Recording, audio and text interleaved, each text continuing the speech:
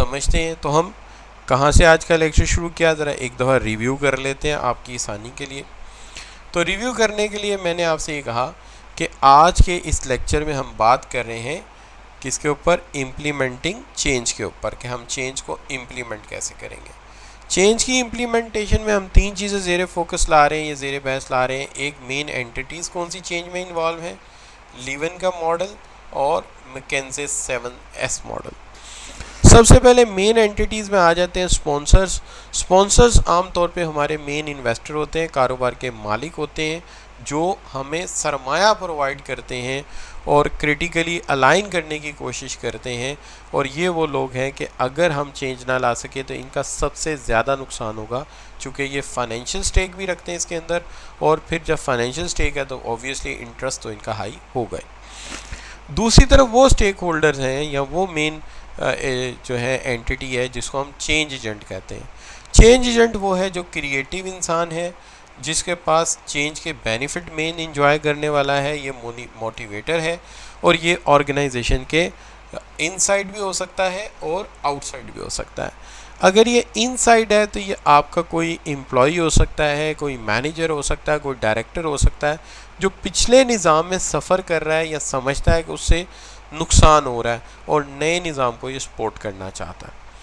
और ये बाहर से भी हो सकता है। इसलिए अक्सर औक़ात होता है कि हम कंसल्टेंट जो हैं वो बाहर से हायर कर लेते हैं। We hire the consultant from the outside the organisation.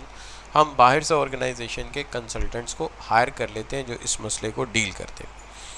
तो ये बच्चों, एक तो ये चीज़ हो गई जिसके अंदर हम कहते हैं कि एक तो ये लोग हैं जो चेंज एजेंट कहलाते हैं।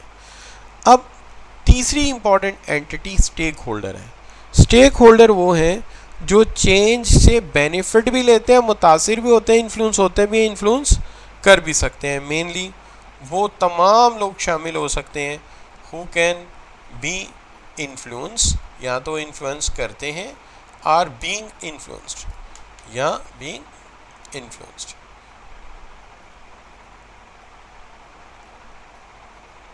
इससे मुतासिर होते भी हैं, इसको मुतासिर कर भी सकते हैं। इसमें एक लंबी लिस्ट हो सकती है। You know stakeholder is always have a stakeholder की एक लंबी लिस्ट होती है। तो ये हमारे तीन इंपॉर्टेंट एंटिटीज़ हैं जो इन्वॉल्व हैं। तो सबसे पहले तो आपसे ये कॉन्फिडेंस चाहिए कि इन तीनों के बारे में आप अगर 2-3 लाइंस भी लिखने की पोजीशन में हैं कि स्पॉन्सर वो है जो मेन इन्वेस्टर है कारोबार का, जिसके सरमाए से कारोबार चल रहा है। चेंज एजेंट इंटरनल भी हो सकता है, एक्सटर्नल भी हो सकता है। ये वो है जो पुराने निज़ाम को लाइक करता है और नया निज़ाम लाना चाहता है, और इसका मोटिवेशन है न्यू सिस्टम। और स्टेक होल्डर वो तमाम लोग हैं जो निज़ाम से मुतासिर हो भी रहे हैं और कर भी सकते हैं। तो these are all stakeholder. ये एम्प्लॉयज़ भी हैं, मैनेजर भी हैं, कस्टमर्स भी हैं, सारे के सारे हो सकते हैं। तो अगर यहाँ तक समझ आया तो आप जी लिख कर एंटर कर दीजिए प्लीज़।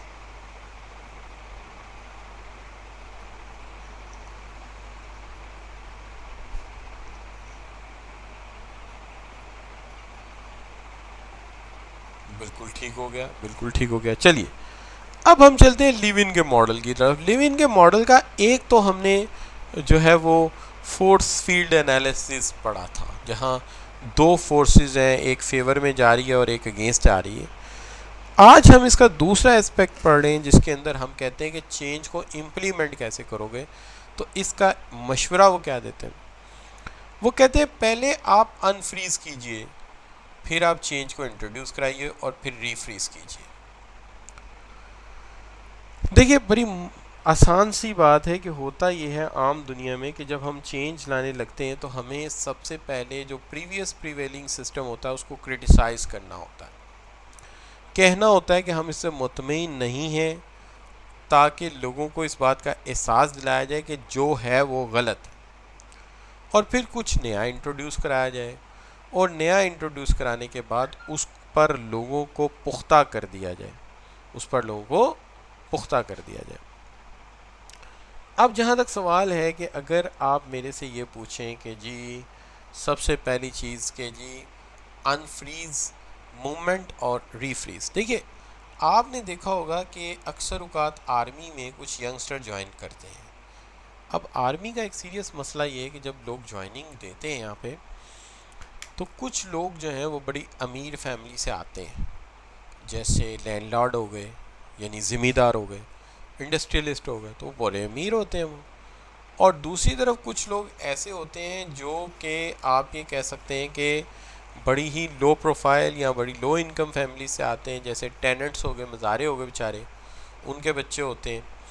इसी तरह कुछ ऐसे लोग होते हैं जो बिल्कुल ही लो इनकम ग्रुप से होते हैं।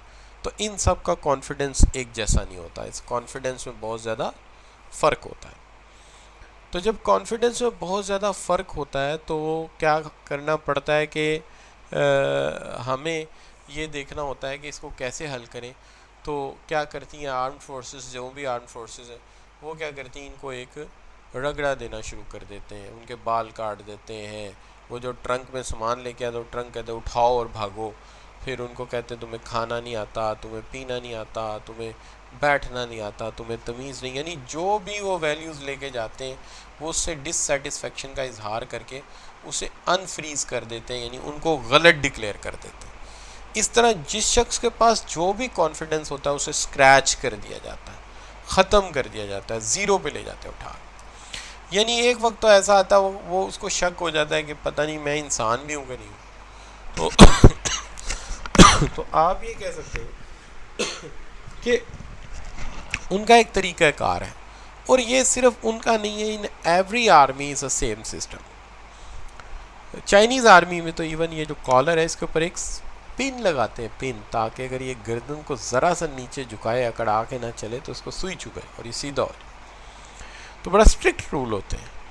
अच्छा, जब 6 माह गुजर जाते हैं, साल गुजर जाते हैं, तो नया कोर आ जाता है और ये सीनियर हो जाते हैं। अब इन पे जिम्मेदारियां डाली जाती हैं, इन्हें बताया जाता है आपने इनको खाना सिखाना है, इस तरीके से यूनिफॉर्म पहनना सिखाना है, इस तरीके से कमरे के बाहर अगर ये बनियान पहन के आ जाएं तो इनकी ठुकाई करनी है कि गाउन क्यों नहीं पहन के आए, ताकि उन्हें एक डेवलप किया जाए। अब उन्हें चेंज इंट्रोड्यूस कराई जाती है कि ये लाइफ है जो आपने सारी ज़िंदगी आगे लेके चलनी है। और फिर अगर उसके ऊपर वो कोई दोबारा फिर उनमें अंदर कोई गड़बड़ होती है तो फिर उनको ये नहीं कि उनकी पिटाई होती, फिर उनका कोर्ट मार्शल कर देते हैं, रीफ्रीज, खबरदार इसको गड़बड़ किया। जी बच्चों, तो कुछ समझ आई कि ये अनफ्रीज क्या है, मूवमेंट क्या है और रीफ्रीज क्या है, कि पहले जो है वो गलत है और फिर चेंज को इंट्रोड्यूस कराया जाता और फिर उस चेंज पे आपको पुख्ता कर दिया जाता है। जी बच्चों, ये क्लियर हुआ आपको किस तरह ये तब्दीली लाई जाती है इंसानों में? ठीक हो गई जी बात। अच्छा, अब देखिए यहाँ अब आ जाते हैं अपनी ऑर्गेनाइजेशन भी है, हमने लिखना क्या है। देखिए, हमने इनकरेज करना है एम्प्लॉयज़ को कि feel dissatisfaction with mentioned activity, कि जो एक्टिविटी आप परफॉर्म करें हम उससे मुतमईन नहीं हैं। Clear the vision about what changes they want to make, कि क्या चेंजेस उन्हें करनी है, और फिर they should encourage employees to want these changes to be happen, कि वो इनकरेज करते हैं एम्प्लॉयज़ को कि जो चेंजेस वो चाहते हैं वो हो जाए। लिहाजा सबसे पहली बात यह है कि इनकरेज किया जाए, डिससेटिस्फैक्शन शो की जाए, ठीक है, और एक तरह से ये कहा जाए कि जो हम काम कर रहे हैं वो गलत है, ये तरीका ही गलत। फिर क्लियर किया जाए विजन को और इनकरेज किया जाए एम्प्लॉयज़ को कि ये चेंजेस आपने करनी। फिर उन चेंजेस को इंट्रोड्यूस कराया जाए, सपोर्ट फॉर द चेंज, उन चेंजेस को स्ट्रांगली इनकरेज किया जाए। अगर कोई अपोजिशन है तो उसको ओवरकम किया जाए, जब इंट्रोड्यूस कराने अगर कोई मुखालफत करे तो उसको हैंडल भी करना है। और फिर मैनेजमेंट गिवन सफिशेंट रिसोर्सेज ला के देने इम्प्लीमेंट के लिए, और फिर get employees to participate in making changes, के एम्प्लॉयज़ को पार्टिसिपेट कराना है कि उस चेंजेस में पार्टिसिपेट करें। And participation can reduce resistance, अगर हम उनको पार्टिसिपेट कराएंगे, पार्टिसिपेट मतलब है जो भी फैसला करेंगे उसमें आप उनको इन्वॉल्व करेंगे कि जनाब ये फ़ैसला हो रहा है, ज़रा आप इसमें बैठें। इस तरह उनकी अंडरस्टैंडिंग बढ़ती है।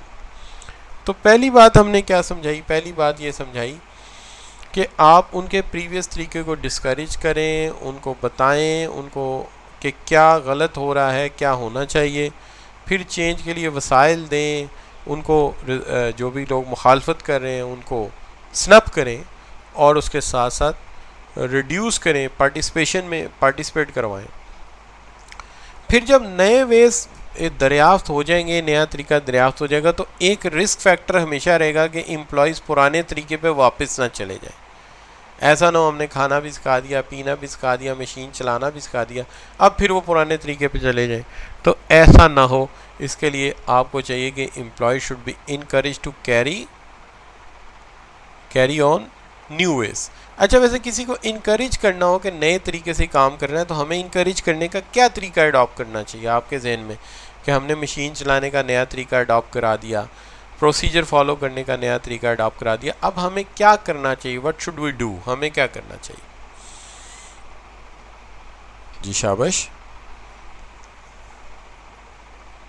रिवार्ड सिस्टम, हमें रिवार्ड करना चाहिए जो अच्छे तरीके से कर रहा है। बिल्कुल ठीक है, मोटिवेट करना चाहिए, रिवार्ड करना चाहिए। ठीक है, रिवार्ड फॉर परफॉर्मेंस। तो नए तरीके से तो employee should be performance based reward भी देने चाहिए और डिज़ायर्ड बिहेवियर को मोटिवेट करना चाहिए ताकि एम्प्लॉय जो है वो उस तरह से चले। तो अब 3 स्टेप प्रोसेस क्या हुआ? पहली बात, हमें शो ऑफ करना है, डिस्करेज करना है पुराने तरीके को या डिससेटिस्फेक्शन का इजहार करना है। नए वेज को साथ साथ बताते जाना है। ज़ाहिर है अगर गलत है, ये गलत है तो सही क्या है। फिर जो नए वेज के ऊपर मुखालफत आ रही है मूवमेंट के दौरान, उसको स्नैप करना है, इन्वॉल्व करना है, रिसोर्सेज देने हैं। और फिर रीफ्रीज क्या करना है कि ये शक दूर कर देना है कि लोग वापस पुराने तरीक़ों पे ना चले जाएं।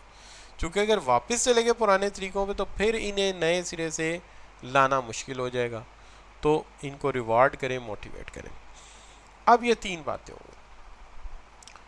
अब यहाँ पे आपने एक बात का ख्याल रखना है, जो चीज़ है वो है कि हमें जो सवाल आएगा, ये पुराना सवाल है मेरे पास, ये है मार्च 17 का।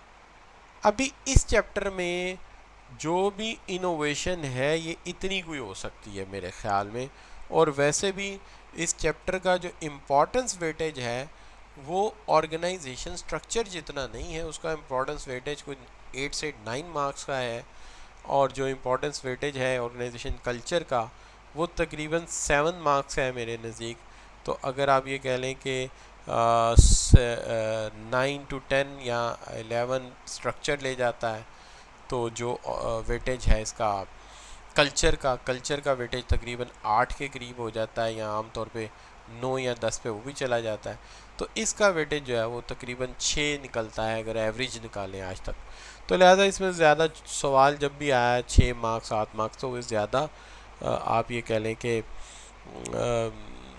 केस स्टडीज़ इसी नेचर का आता है। यानी ये मैं एवरेज वो बता रहा हूँ, ये नहीं, वैसे तो यहाँ पे ये देखिए 9 मार्क्स है, लेकिन मैं एवरेज बता रहा हूँ जो थ्रू आउट सेशंस पिछले को तकरीबन 2013 से ऑनवर्ड एवरेज निकालेंगे आप, तो आपको इस तरह की एवरेज मिलेगी इसके अंदर। ठीक है ना? अच्छा, तो अब यहाँ पे जो सवाल है वो क्या है? MCH यानी मॉडल सेंट्रल हॉस्पिटल, ये केस आप पहले पढ़ चुके हैं।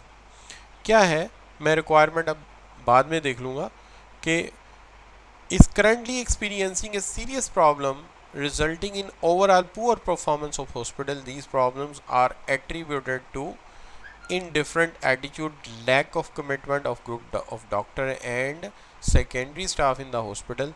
The Board of Trustees MCH, concerned with gravity of problem, has appointed Dr. Mushtaq, a hospital management specialist with far-reaching power, to implement measure for improvement in affairs of hospital के affairs of hospital में बेहतरी लाई जाए।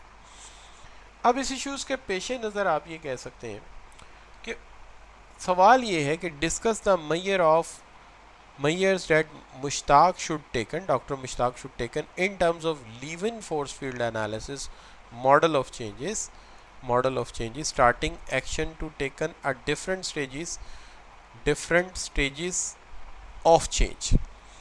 अब याद रहे कि force field analysis का जिक्र तो ऊपर भी आया था सिचुएशन कॉन्टेक्स्ट मॉडल के अंदर, लेकिन जब स्टेजेस की बात आ जाती है जब स्टेजेस की बात आ जाती है तो फिर ये बात कंफर्म हो जाती है कि ये 3 स्टेज एनालिसिस है। 3 स्टेज एनालिसिस कौन सा है कि पहली स्टेज में क्या करना है कि हमने अनफ्रीज करना है, दूसरी स्टेज में हमने मूवमेंट करनी, तीसरी स्टेज में हमने रीफ्रीज करना है।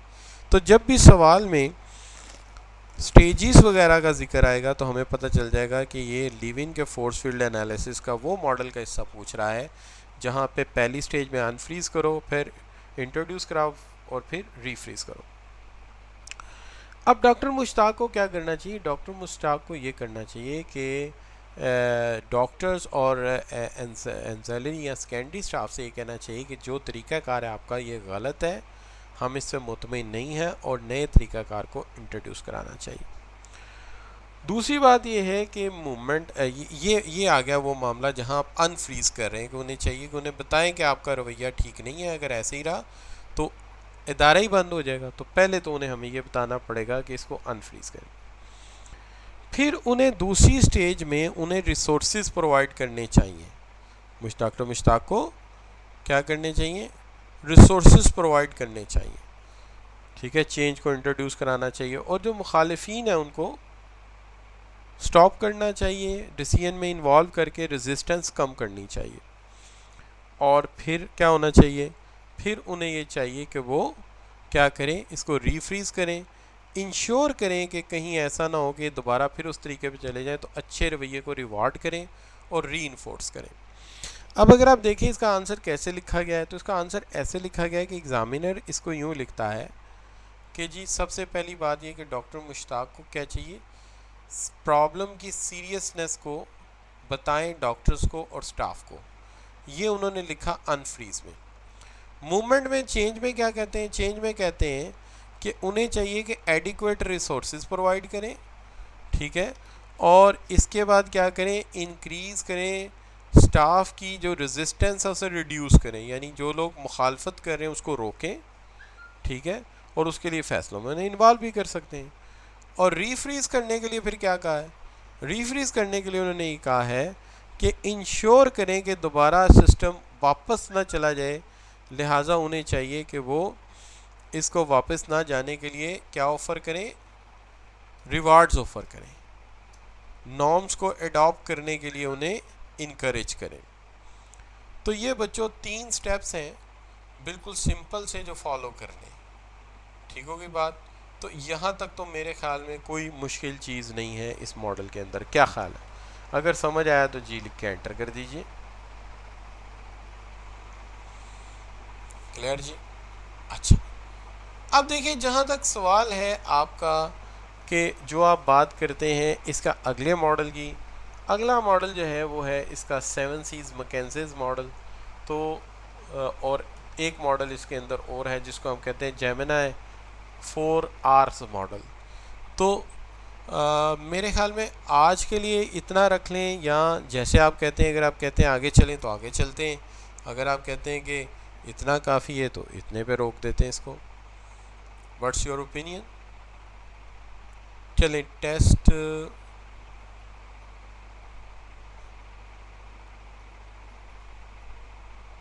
चलें कल फिर इसको मुकम्मल कर लेंगे, क्योंकि आज टेस्ट भी आप टेस्ट दे दें। अच्छा, बल्कि नए चैप्टर का लोड आप पे भी मैं ना डालूं, ठीक है, तो नए चैप्टर का लोड आप पे नहीं डालते, तो कल इसको कंप्लीट कर लेंगे बाकी 2 मॉडल्स को लेते हुए, ठीक है।